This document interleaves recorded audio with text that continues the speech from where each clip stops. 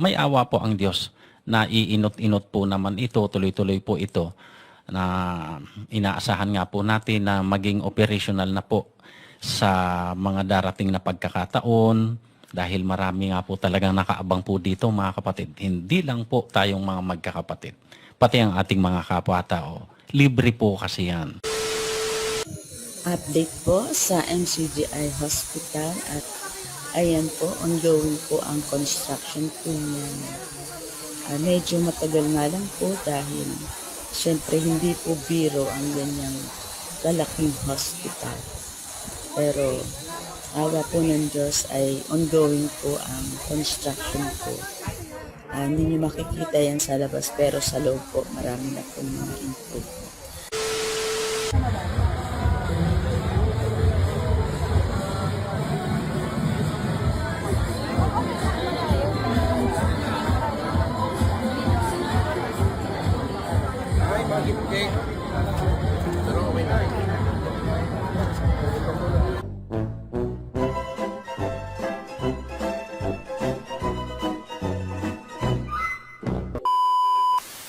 Yung Area 52, sana yan, makapasok kami. Kaso lang, na-timingan noon, si Brad Pablo nagkasakit. Doon, nalagnat siya kasi, sumali-sali kasi sa doon ng basketball ni, yung mga KMP doon, sumali siya, tapos ang init-init, uminom ng malamig na tubig, nilagnat. Kaya hindi kami nakapasok doon sa sa Area 52.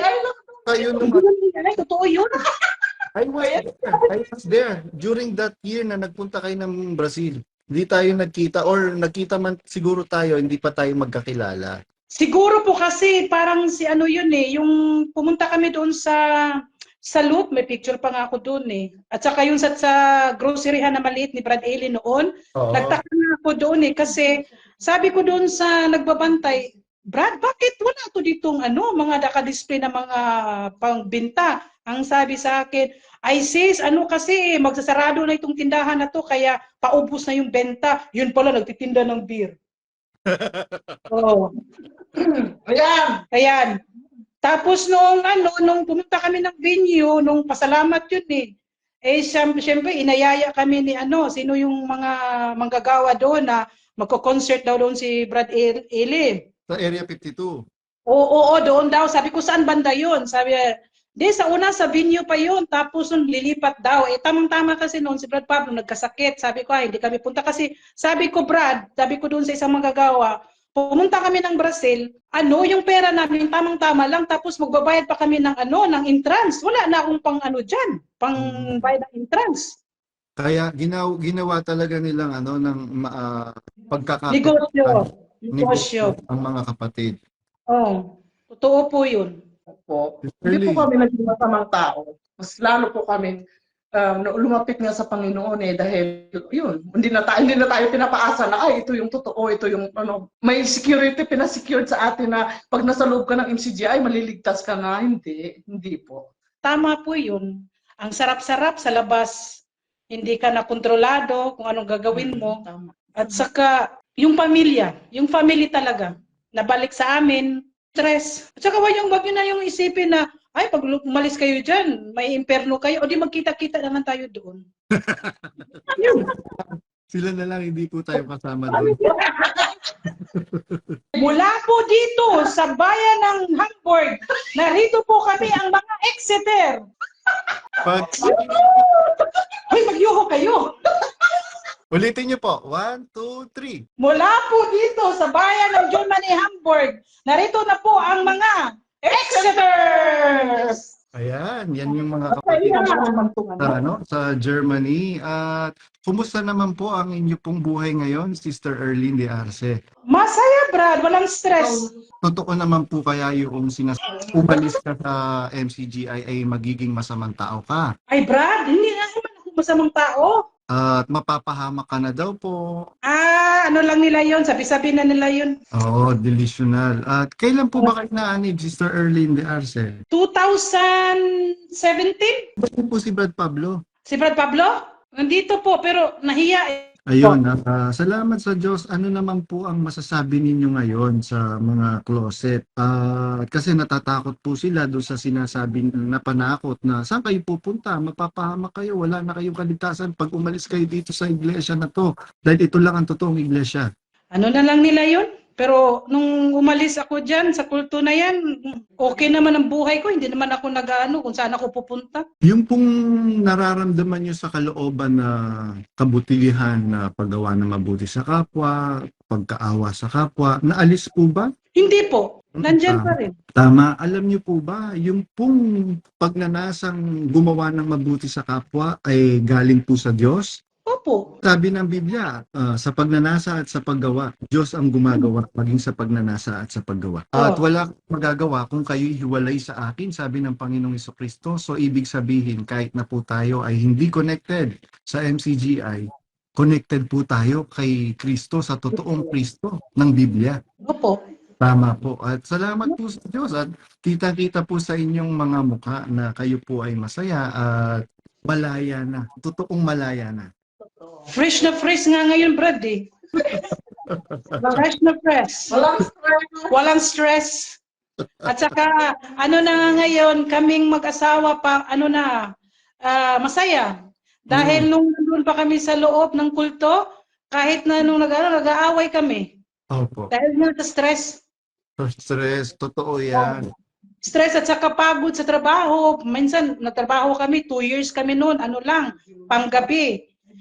Tapos pag umuwi kami ng alas 6 ng umaga sa bahay, kailangan may mag-viewing alas 7 ng umaga. Paano pa kami? Tapos makatulog na kami, 1:00 na ng hapon. Talagang sobra. Actually, merong bagong exeter sa Italy. Nag-message sa akin, tapos nag-video call kami. At meron pang bagong exeter dyan sa parte ng Europe. Pioneer din sa lokal, sa isang bansa. Kaya dumadami, nagtatagumpay ang gawain.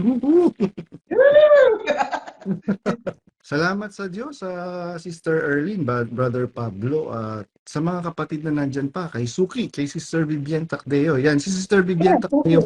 Hello, Brad. Sa Brazil. Nakapunta rin kami ng Brazil, Brad, ni Brad Pablo. Nakapunta kami doon. Nung nung pumunta dito si Rason, si Dalia Rason, pumunta dito nung sa Italy. Doon ako nabautismuhan noon. Tapos parang nafe-feel ko na bago akong bautismo, nakita ko siya. Tapos pumunta kami ng Brazil. Ang saya-saya. Yung Area 52, sana yan, makapasok kami. Kaso lang, na-timingan noon, si Brad Pablo nagkasakit. Doon, nalagnat siya kasi, sumali-sali kasi sa doon ng basketball ni, yung mga KMP doon, sumali siya, tapos ang init-init, uminom ng malamig na tubig, nilagnat. Kaya hindi kami nakapasok doon sa sa Area 52. Kayo Ay, totoo yun. I was there during that year na nagpunta kayo ng Brazil.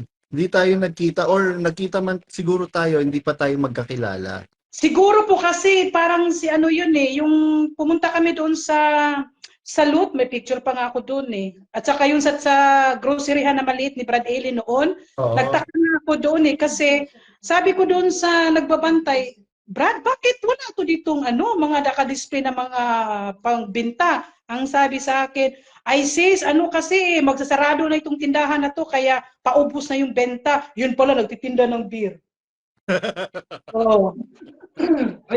Ayan. Tapos nung pumunta kami ng venue, nung pasalamat yun siyempre inayaya kami ni sino yung mga manggagawa doon na magko-concert daw doon si Brad Eli. Sa Area 52. Oo, doon daw. Sabi ko, saan banda yun? Sabi, sa sa venue pa yun. Tapos lilipat daw. Tamang-tama kasi noon si Brad Pablo nagkasakit. Sabi ko, hindi kami punta kasi, sabi ko doon sa isang manggagawa, pumunta kami ng Brazil, yung pera namin tamang-tama lang, tapos magbabayad pa kami ng entrance. Wala na akong dyan, pang bayad ng entrance. Kaya ginawa talaga nilang Negosyo. Ang mga kapatid. Totoo po yun. At saka yung Brad, yung sabi ni Brad Eli, yung mga KMP, wag i-baby, mo. Hindi, akala mo naman kasi yung mga KMP doon, lalapit ka, papapicture, akala mo kung hindi nga namamansin minsan eh.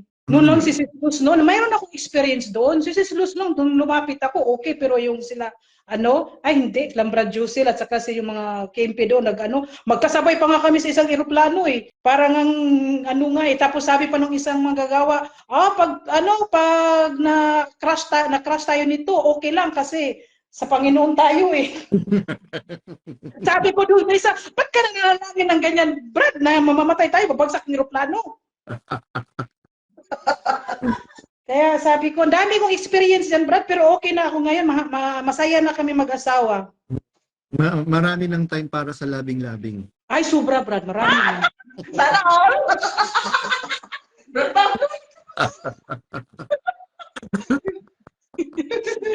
Ang saya. Ang saya-saya. Kaya sabi ko, ay, naku, ang sarap. Tsaka, Brad, yung pamilya, nabalik yung family. Nabalik yung dating ugnayan na nawala sa pamilya, sa Opo. kaibigan, sa kamag-anak. Ako kasi, Brad, nung nag-exit akong pinakauna, kasi na-feel ko na yung magpapaksa na si Rason, hindi na interesado. Tapos sabi ko nung kay Brad Pablo, bakit pa ulit-ulit na lang to? Tapos yun, siya, tapos naglalaro na lang ako ng game. Totoo lang. Ayun, totoo.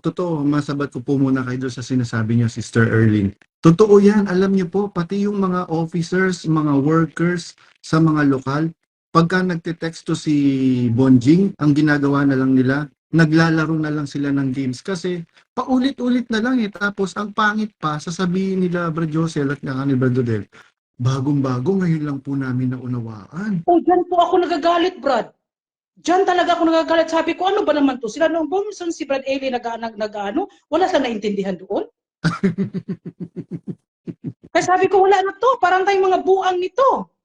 Sabi ko, Brad Pablo, bahala ka na dyan. Sabi niya, ay hindi na ako sasali dyan. Sabi niya, sige, ka na lang kita, i-attendance. Sabi ko, i-attendance mo ko, pero hindi na ako sasali dyan. Tulog na lang ako.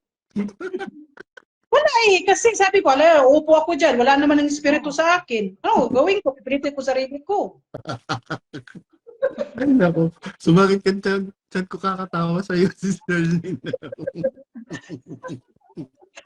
Kaya noon, alam mo Brad, matagal na talaga kitang gusto makausap. Yung mag-live ka ba? Kasi minsan hinahide lang kita. Hinahide lang kita. Nanonood ako kahit sa trabaho, pero hindi ko ino-open kasi minsan nasa trabaho ako, minsan nagtatanong yung boss ko, ano pinapanood mo? Sino yan? Boyfriend mo? Sabi ko, hindi Sabi niya, loko, nandiyan si Pablo. Bawal manood kayo. Bawal kasi. Kaya sabi ko, kaya matagal na, pero kasi ngayon, iniisip ko, ay, ang tagal ko nang umixit dyan sa kulto na yan. Bakit hindi pa ako ito kasi si ate. Sabi niya, magla-live si Brad GR. Ito naman yung itong mga exiter na to, tingnan mo, nagtubatabi lang. Mga exiter. Tapos pumunta pa kami ng Kidira. Kami lang doon ang bisita doon. Parang, kaya nga sabi ko doon sa security, yung sabi niya kasi, libre daw yung pagkain, breakfast. Dinadalhan lang kami doon ng isang box na pagkain. Sabi ko, ano ba tayo dito? Mga piniriso? Tapos ang mahal-mahal. Ang mahal-mahal. Oo, mahal-mahal. Sa lahat ng mga nanonood at manonood sa video po na ito, katutunan po ninyo ng inspirasyon, ang pagkakalaya ng mga kapatid po natin from Germany, Hamburg, Germany. Masaya po sila. Kita-kita po sa kanilang mga mukha. Si Sis Lodi. Sana po magkaroon ng talino naman ng mga isip nitong ating mga nandoon pa sa loob na sila makalabas na rin sa kulto. Mga kapatid, mag-isip po tayo. Pakinggan niyo po ang niraraman ng puso ninyo dahil yan po yung access ng Panginoon sa atin. Yung mga napapansin ninyo, huwag niyo pong isara yung kaisipan ninyo kung ano man po yung sabihin na naninira. Mag-ano po kayo, di ba utos sa atin mag-research, magsuri. Kung gano'n yung kinuto sa atin dati na magsuri tayo sa tunay na iglesia, magsuri din po kayo ngayon kung totoo nga po talaga yan. Dahil hindi na po normal ang mga nangyayari na ang dami ng umiksit, mas matagal pa po kaysa sa akin. Sila po ba nagawa nila na ipahamak ng sarili nila samantalang ang tagal na nilang ikaw Brad GR, ang tagal mo rin, lalo ka na, biruin mo. Tapos ngayon, kaya wag po kayong magdalawang isip na umiksip na talaga. Yan yung maipapayo ko dahil hindi po kami naging masamang tao nung lumabas. Ganun pa din yung mga gawin namin, ganun pa din. Yung mga inaral sa atin na magpaputol ng buhok, mga kung ano, hindi po pala totoo yun. Talagang pasensya na talaga, ibang-iba. Hindi po totoo yun.